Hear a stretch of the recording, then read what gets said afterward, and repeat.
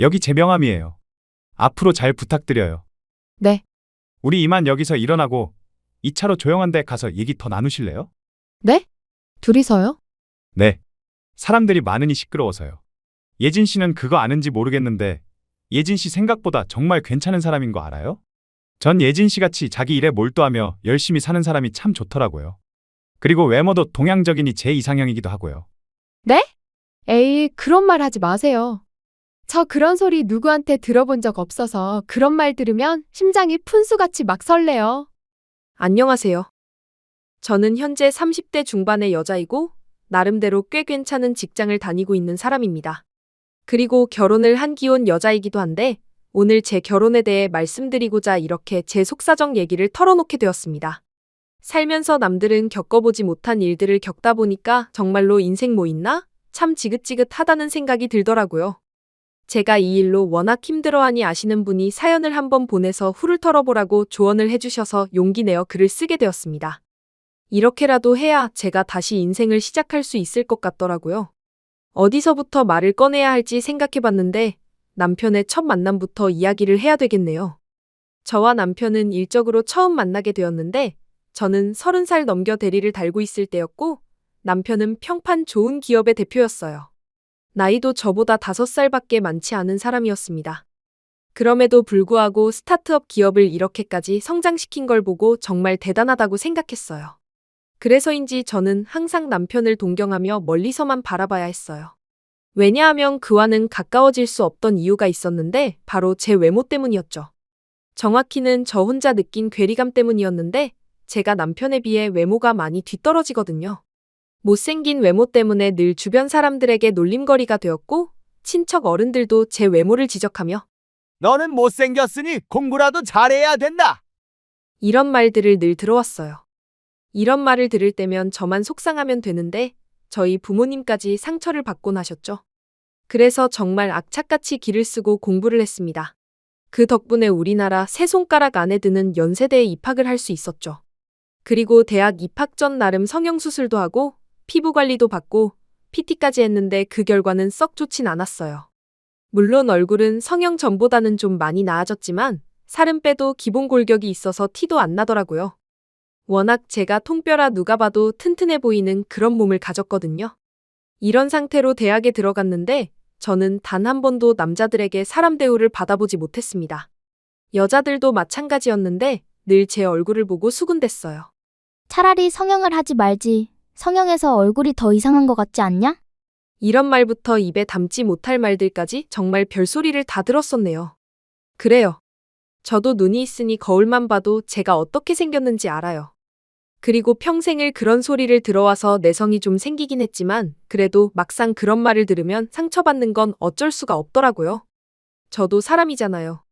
결국 좋은 대학에 와도 성형을 해도 예쁜 여자들보다는 못하다는 생각이 들었어요. 왜 여자가 예쁘면 곧이 삼관왕한 거나 마찬가지라고? 이 말이 뼈저리게 느껴지더라고요.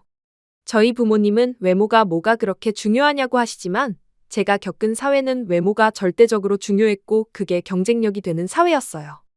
그러니 외모지상주의라는 말까지 생기게 된 거 아니겠나요? 그 말 또한 저를 두고 하는 말 같아 매번 미디어에 이런 말이 나올 때마다 가슴이 콕콕 쑤시곤 했네요. 하지만 저도 원래는 이렇게까지 비관적이진 않았어요.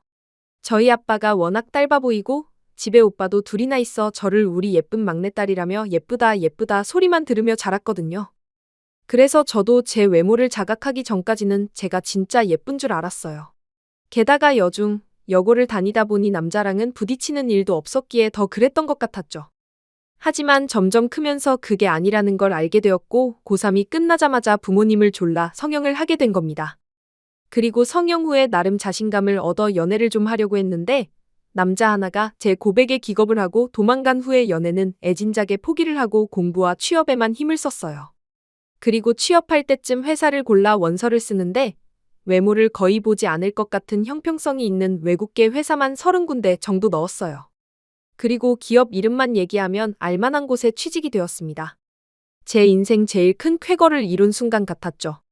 외모 때문에 취직도 안 되면 어쩌나 너무 스트레스를 받았는데 다행히 취직만은 제 편을 들어준 것 같은 기분이 들었습니다. 그래서인지 이런 회사에 충성을 다해야 할 것 같은 생각이 들었고 예쁜 직원들보다 더 열심히 직장 상사의 비위를 맞추며 살았어요. 예쁜 직원들은 가만히 있어도 칭찬을 받는데 저 같은 사람은 그게 아니었거든요. 그러니 입에 술도 한 잔 못 대던 제가 회식 때마다 킬로 폭탄주도 말고 소주도 3병은 거뜬히 마시는 그런 사람이 되었습니다.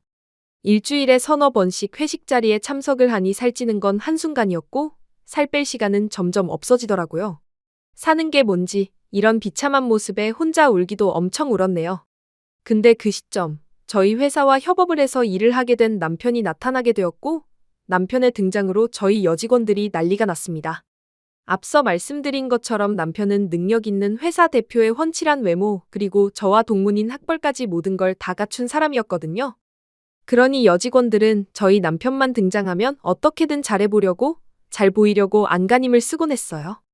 저도 이 사람을 볼 때마다 감탄을 하곤 했는데 저는 언감생심 쳐다도 볼 수 없었습니다. 이런 잘난 사람이 퍽이나 내게 눈길이나 줄까 싶었거든요.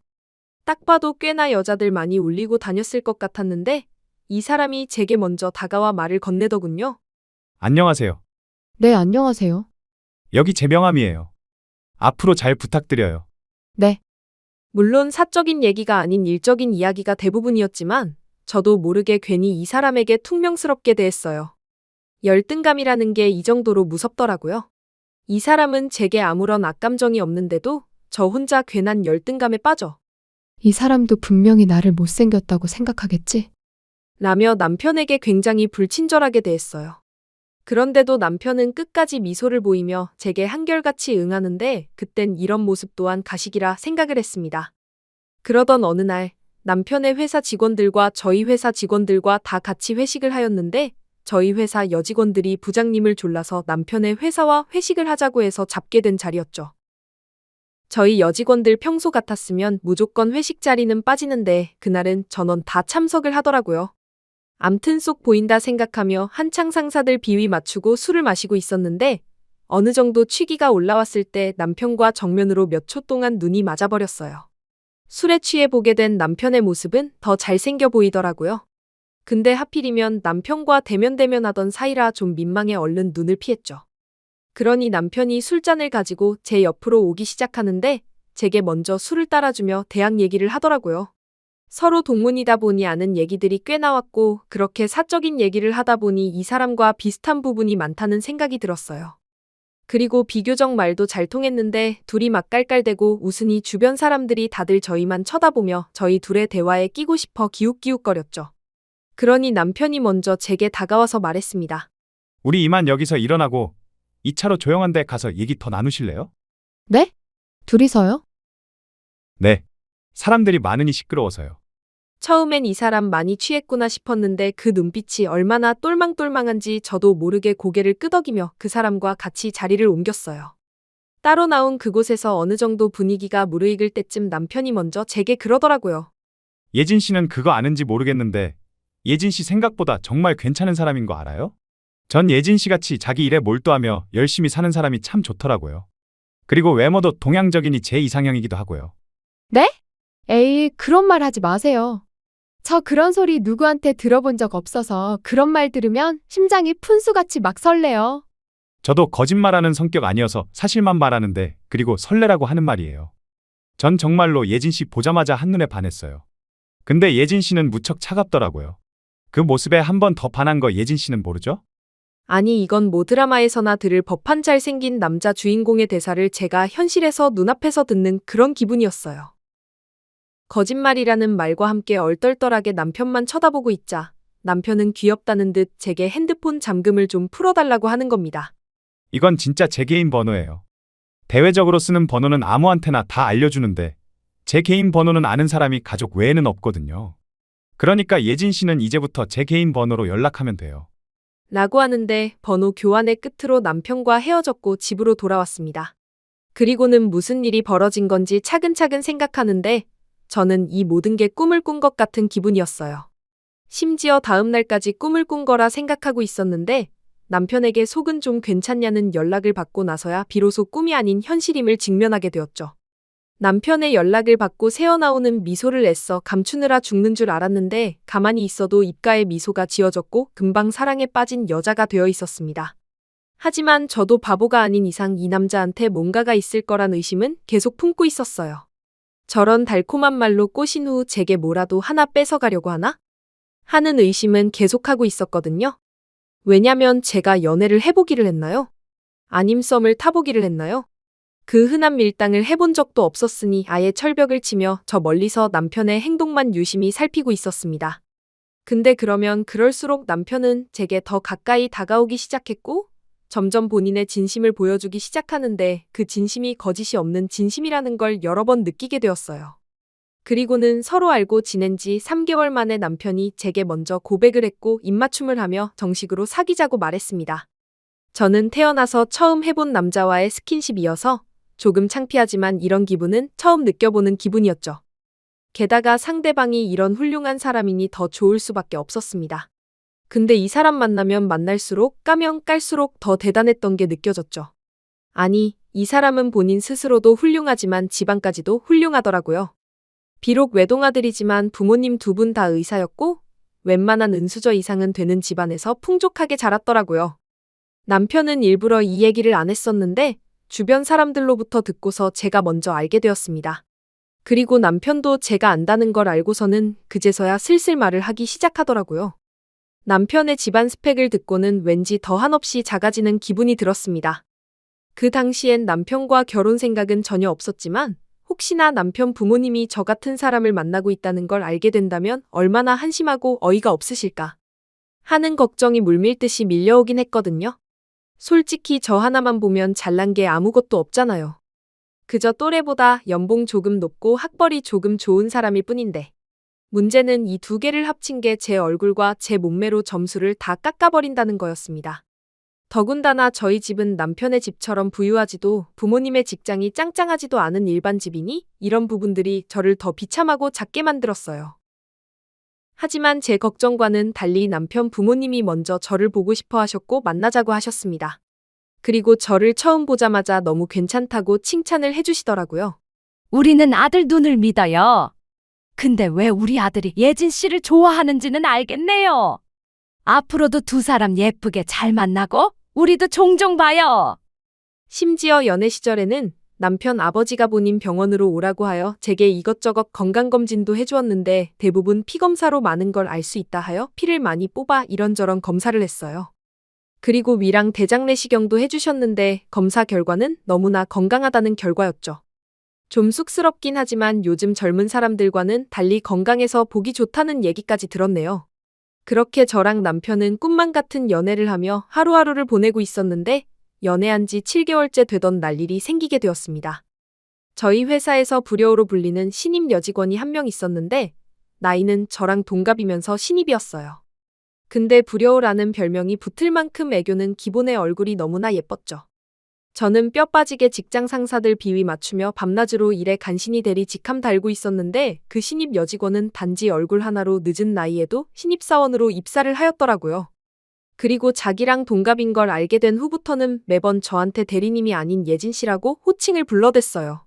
아주 꼴 같지도 않았죠.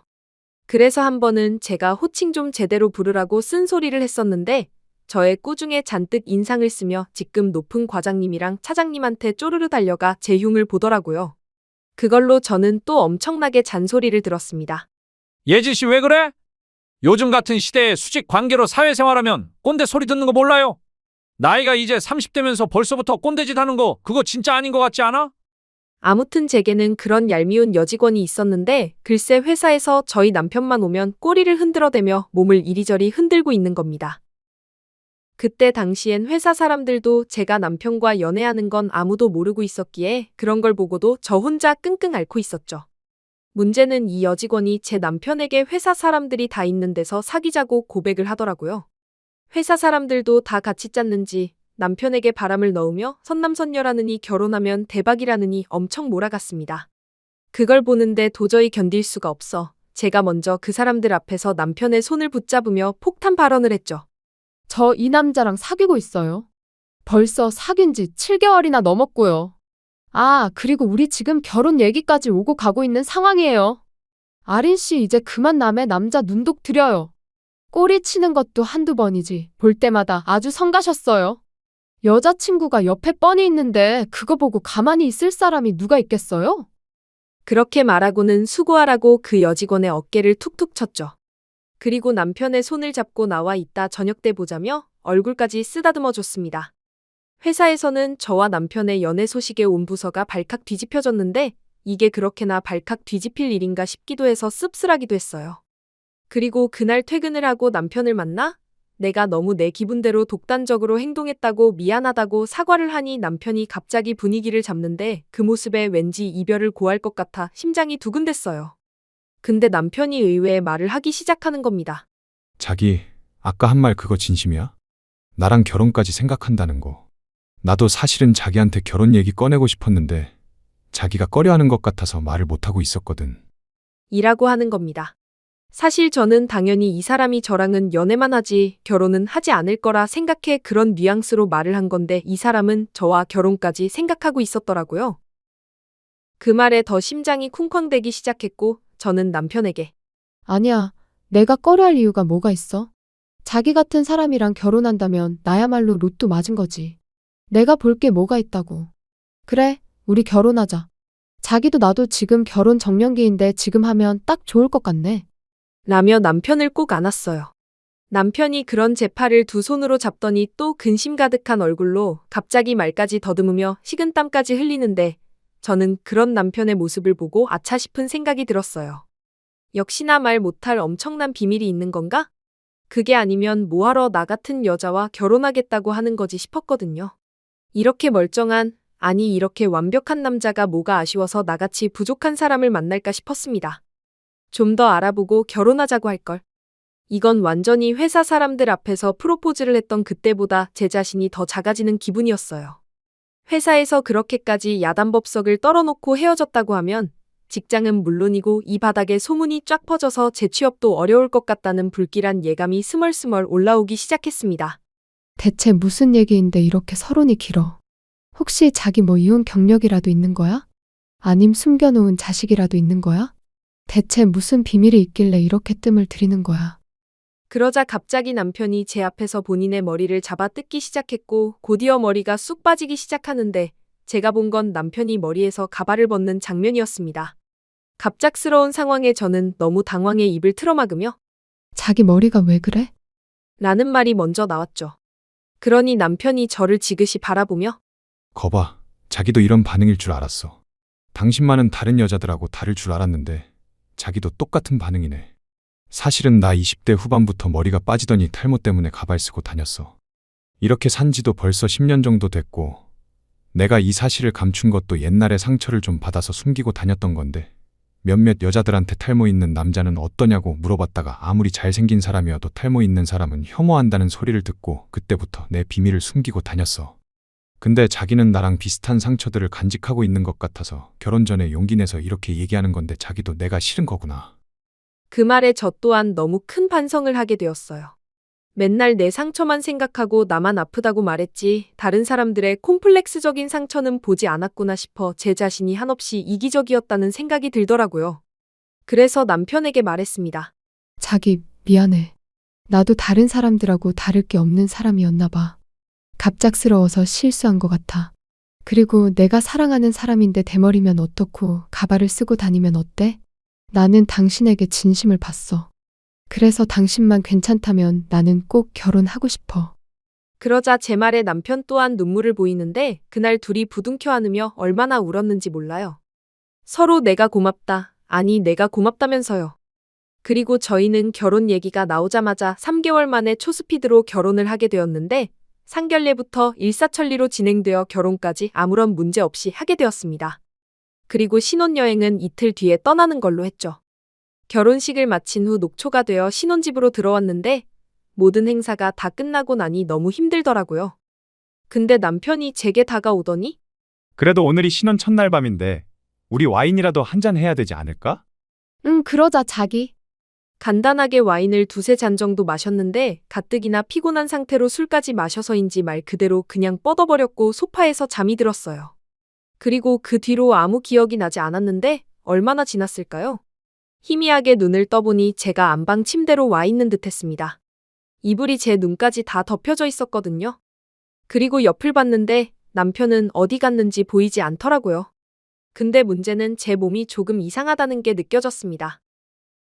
몸이 좀 뻣뻣하고 팔도 욱신욱신거리고 속도 울렁울렁거리는데 안 되겠다 싶어 화장실에 가려고 이불을 들쳤는데 근데 이불을 들춘 그 순간 저는 제 눈을 의심하고 말았어요. 제 몸에 무슨 이상한 의료기구들이 주렁주렁 달려 있었고 심지어 제 피까지 뽑고 있었습니다. 이게 대체 무슨 상황인지 싶어 남편을 부르려고 하던 찰나 거실 밖에서 남편이 누군가와 이야기하는 소리가 들리기 시작했죠. 그래서 저는 귀를 기울여 남편의 목소리를 듣기 시작했습니다. 저런 뚱땡이들이 엄청 건강하다니까. 저런 건강한 돼지들을 잡아야 내가 살 수 있다고. 남편의 평소 말투 같지가 않았어요. 그러니 이내 익숙한 목소리마저 들려오기 시작하는데 그래서 네 아버지가 먼저 피검사부터 해보자고 한 거잖니? 암튼 생긴 것부터 몸매하며 어째 저런 애가 다 있는지 몰라. 그래서 내가 저 여자 만나자마자 엄마한테 그랬잖아. 내가 딱 원하는 여자라고. 얼굴도 못생겨, 뚱뚱해. 저런 여자들은 나 같은 남자들이 좀만 잘해주면 바로 넘어온다니까. 여태 내가 만났던 여자들은 하나같이 콧대가 높아서 실패했었는데 쟤는 몸까지 건강하니까 가능할 거야. 그래도 조심해야 된다. 만약에 저 여자마저 실패하면 또다시 다른 여자를 찾아야 돼. 그러니까 아직은 혼인신고하지 말고 있어봐라. 너 시간 없는 거 알잖냐? 하루빨리 건강한 사람 피를 받아야 돼. 오늘 피검사를 다시 해보고 너랑 맞는지 확인한 다음 전신 마취하고 골반에서 채취하자. 어쩌면 골수 이식이 더 쉬울 수도 있어. 그 말을 듣고는 기가 차 머리가 핑 돌았어요. 저 인간들의 대화 내용을 종합해보면 건강한 제 피로 저놈의 골수 이식을 하려고 저와 결혼까지 하며 저를 꼬드긴 거잖아요. 근데 더 기가 찼던 건 그놈의 말이었어요. 아버지, 내가 당연히 혼인신고는 안 하죠. 제가 저런 못생긴 여자랑 살림을 차리겠어요. 보고만 있어도 아주 역겨워 죽겠는데. 그간 10개월 동안 몇 번이나 토 나올 뻔한 거 참았어요. 그 소리를 듣는데 더 이상 가만히 있을 순 없었고 저는 어떻게든 이 호랑이 굴을 빠져나가야 된다는 생각을 해 주머니에 있는 핸드폰을 뒤졌어요. 그러니 제 핸드폰이 화장대 위에 올려져 있더라고요. 그래서 제 몸에 달린 주렁주렁한 기구들을 가지고 간신히 핸드폰을 가지고 왔습니다.